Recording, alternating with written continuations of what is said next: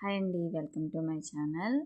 ఈ వీడియోలో ఈ పూజ సామాగ్రిని ఈజీగా చేత్తో రుద్ది తోమే పని లేకుండా ఈజీగా ఎలా తోమాలో చూపిస్తున్నాను. ఇక్కడ నేను ఇంట్లో ఉన్న వాటితోటే పీతాంబరి, సబీనా, డిష్ వాషర్ ఇట్లాంటి ఏం యూస్ చేయలేదండి ఇవి తోమటానికి. చింతపండు కూడా వేసి రుద్దలేదు, అయినా చూసారా ఎంత తెల్లగా వచ్చిందో. ఈ నీళ్లు ఫస్ట్ ప్రిపేర్ చేసుకోవాలి. కొంచెం నీళ్ళల్లో కళ్ళుప్పు వేసుకోవాలి, చల్లని నీళ్ళేనండి.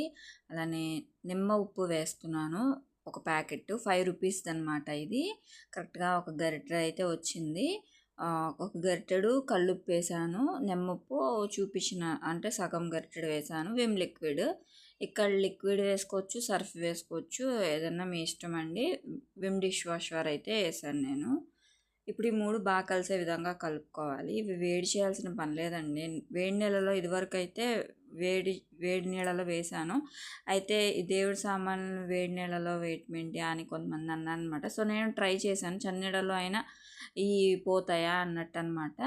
సో ఈ దీపారాధన కుందులన్నీ ప్రమిదలన్నీ ఇలాగా కొన్ని రోజులు మనం శుభ్రంగా తోమకపోతే నల్లగా అయిపోతాయి అన్నమాట. ఇత్తడివి రాగివే ఉంటాయి కదా ఈ దేవుడి సామాగ్రి అంతాను. నా దగ్గర ఒక 4 రకాలు ఉన్నాయన్నమాట దీపారాధన ప్రమిదలు అనేది. ఇవి శంఖచక్ర ప్రమిదలండి. మేము మణిదీపవర్ణన చదవటానికి వెళ్తే వాళ్ళు పంచారనమాట. కొత్తగా ఇల్లు కట్టిన చోట మణిదీపవర్ణన చదువుతారు కదా, మాది ఒక బ్యాచ్ ఉంది. ఈ ఛానల్లోనే మేము కోలాటం వీడియోలు కూడా పెట్టాను నిన్నటి వరకు కూడా, ఒక 10 సిరీస్ లాగా. అందులో కూడా నేను ఉంటాను, చూడండి. సో అక్కడ ఇచ్చారనమాట. ఈ ప్రమిద కూడా గిఫ్ట్ ఇచ్చారు. ఇలాంటివి ఇస్తే వాళ్ళు పూజ చేసిన ఫలితం కూడా దక్కుతుంది అన్న దీంతో ఇట్లాంటివి పంచుతూ ఉంటారనమాట.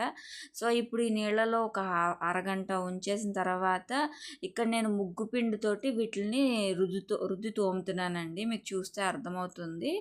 ముగ్గు ఉంటుంది కదా, మనం నేల మీద ముగ్గు వేస్తాం, ఆ ముగ్గులో తోటే తోముతున్నాను. ఇందుట్లో నానబెట్టాను అంతేను, ఇంకేం చేయలేదు. నానబెట్టిన తర్వాత ఈ ముగ్గుతో తోముతున్నాను. ఇదన్నమాట ఈ వీడియోలో చూపించింది. ఇప్పటి వరకు నా ఛానల్లో ఎక్కువ ఇలాంటి క్లీనింగ్ వీడియోస్కి కొంచెం వ్యూస్ వచ్చినాయి. సో అందుకని చెప్పి వీటితోనే రకరకాల ప్రయోగాలన్నీ చేస్తూ ఉంటానన్నమాట. వీడియో కోసమే ఒక 4-5 రోజులు పక్కన పెట్టేసి వీటిల్ని మీకు క్లీన్ చేసి చూపిస్తూ ఉంటానన్నమాట. చూడండి, జస్ట్ ముగ్గు పిండితోటి నేను ఒక చేత్తో కెమెరా పట్టుకుని ఒక చేత్తోనేమో ఇలా వీడియో షూట్ చేస్తున్నాను.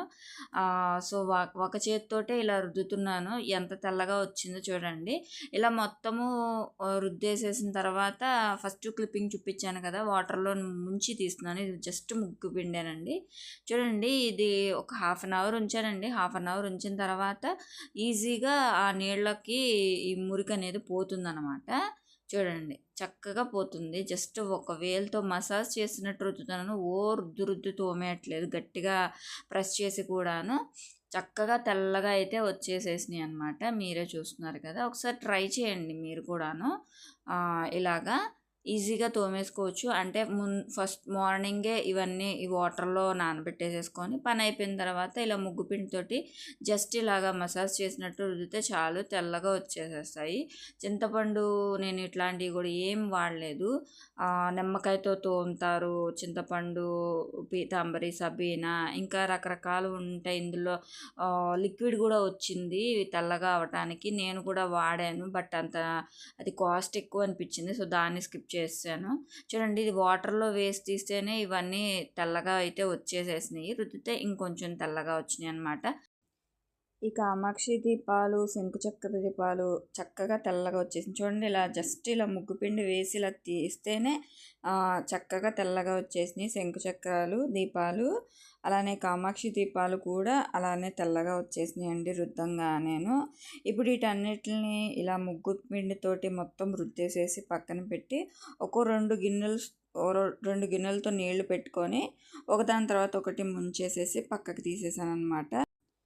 ఈ గిన్నెలోకి సరిపడా నీళ్ళతోటి వీటన్నిటిని కడిగానండి. ఇప్పుడు నీళ్ళతో వాష్ చేసేస్తాను. ఇంక మిగిలిన నీళ్ళల్లో రాగి వస్తువులు చెప్పాను కదా, రాగి పళ్ళెము, పంచపాత్ర ఇవి వేసి పక్కన పెట్టేశాను. ఇంక మిగతాయన్నీ కూడా ఈ 2 గిన్నెల్లో నీళ్లు పోసుకొని మొత్తము కూడా కొంచెం చేత్తో ఇలా స్మాష్ చేసుకుంటూ 2 గిన్నెల్లో ఒక దాంట్లో ముంచేసేసి ఇంకో మంచి నీళ్ళలో ఇలా శుభ్రంగా కడిగేశాను అనమాట. పంపులో కూడా కడగచ్చు, కానీ వీడియో తీస్తున్నానని చెప్పి మీకు చూపించడానికి డైరెక్ట్గా ఇలా చూపిస్తున్నాను. ఇలా మొత్తం అన్నిటిని కడిగేసాను. హారతి ఇచ్చేది అయితే చాలా తెల్లగా వచ్చిందనే చెప్పాలి. ఇదైతే మొత్తం నల్లగా అయిపోయిందనమాట. ఎవరింట్లోనైనా ఇంతే, హారతి ఇచ్చే పాత్ర అయితే అలానే అయిపోతుంది. ఇలా మొత్తం నీట్గా కడిగే లోపల ఇవి చూడండి, మీ ముందరే కదా వేసాను, ఎంత తొందరగా తెల్లగా అయిపోయినాయో. ఇది జస్ట్ ఒక 10 to 15 మినిట్స్కి ఇలాగ వచ్చేసినాయి అనమాట ఈ రాగి పళ్ళాలు అయితేను. ఇంకా మిగిలినవి అన్నీ కూడా ఇలా నీట్గా కడిగేసాను. ఇంక ఇలా పూజా సామాగ్రి అన్నీ 2 గిన్నెల నీళ్ళలో మొత్తం ఒకదాని తర్వాత ఒకటి నీళ్ళలో ముంచేసి నీట్గా శుభ్రంగా కడిగేసాను. ఎంత తెల్లగా వచ్చినాయో చూసారా. ఇంక ఈ రెండిటిని ఈ కడిగేలోపు ఈ 2 కూడా నానిపోయినాయి అనమాట. సో వీటిల్ని కూడా నేను ముగ్గుతో మంచిగా తోమేశాను. చక్కగా వచ్చేసింది తెల్లగాను. ఇక ఈ దేవుడి సామాన్లు అన్నీ కడగగా ఈ రాగి ప్లేటు, ఉద్దరణి కూడా, పంచపాత్ర కూడా కడగగా ఈ నీళ్ళు అయితే నాకు పడబుద్ధి కాలేదు. ఇలా బ్యాక్ సైడ్ కూడా కడిగేసినాక ఈ రాగి బిందు కూడా ఈ నీళ్ళు క్యాపబుల్ ఎంత ఉందో టెస్ట్ చేద్దామని నీళ్ళల్లో ఈ రాగి బిందుని ఇలా మునిగేటట్టు పెట్టి లోపల కొన్ని నీళ్ళు పోసాను. దేవుడి సామాన్లు అయితే చక్కగా తెల్లగా వచ్చినాయి.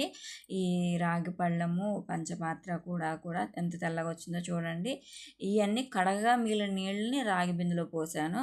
ఇది కూడా చూడండి ఆ వాటర్కి ఎలాగొచ్చిందో లోపల. ఇంకా నెక్స్ట్ డే నేను ఒక నిమ్మ చెక్కతోటి ఇలా మొత్తము కూడా రుద్దేశాను. ఇది వాడేసిన నిమ్మకాయలండి. చూడండి ఎంత బాగా వచ్చిందో, రాగి బిందె కూడా తెల్లగా.